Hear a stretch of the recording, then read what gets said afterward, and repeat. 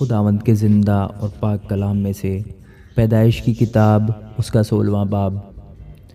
اور ابرام کی بیوی ساری کے کوئی اولاد نہ ہوئی، اس کی ایک مصری لونڈی تھی جس کا نام ہاجرہ تھا۔ اور ساری نے ابرام سے کہا کہ دیکھ، خداوند نے مجھے تو اولاد سے محروم رکھا ہے، سو تو میری لونڈی کے پاس جا، شاید اس سے میرا گھر آباد ہو۔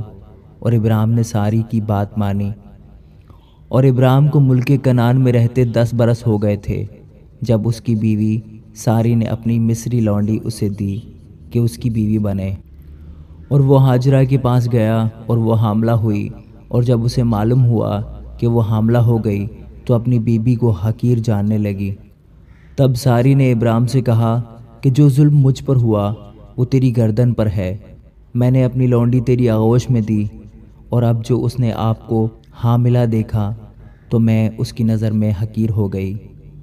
سو خداوند میرے اور تیرے درمیان انصاف کرے۔ ابرام نے ساری سے کہا کہ تیری لونڈی تیرے ہاتھ میں ہے، جو تجھے بھلا دکھائی دے سو اس کے ساتھ کر۔ تب ساری اس پر سختی کرنے لگی اور وہ اس کے پاس سے بھاگ گئی۔ اور وہ خداوند کے فرشتوں کو بیابان میں پانی کے ایک چشمے کے پاس ملی، یہ وہی چشمہ ہے جو شور کی راہ پر ہے۔ اور اس نے کہا، اے ساری کی لونڈی ہاجرہ، تو کہاں سے آئی اور کدھر جاتی ہے؟ اس نے کہا کہ میں اپنی بیوی ساری کے پاس سے بھاگ آئی ہوں۔ خداوند کے فرشتے نے اس سے کہا کہ تو اپنی بیوی کے پاس لوٹ جا اور اپنے کو اس کے قبضہ میں کر دے۔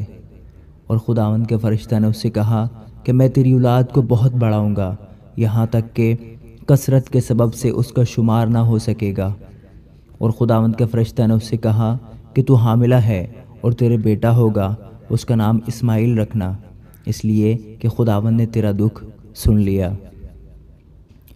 وہ گورخر کی طرح آزاد مرد ہوگا، اس کا ہاتھ سب کے خلاف اور سب کے ہاتھ اس کے خلاف ہوں گے، اور وہ اپنے سب بھائیوں کے سامنے بسا رہے گا۔ اور ہاجرہ نے خداوند کا جس نے اس سے باتیں کی عطائل روئی نام رکھا، یعنی اے خدا تو بصیر ہے، کیونکہ اس نے کہا کیا میں نے یہاں بھی اپنے دیکھنے والے کو جاتے ہوئے دیکھا؟ اسی سبب سے اس کنویں کا نام بیر لہی روئی پڑ گیا، وہ قادس اور برد کے درمیان ہے۔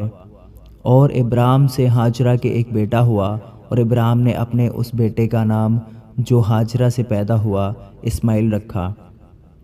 اور جب ابرام سے ہاجرہ کے اسماعیل پیدا ہوا تب ابرام 86 برس کا تھا۔ آمین۔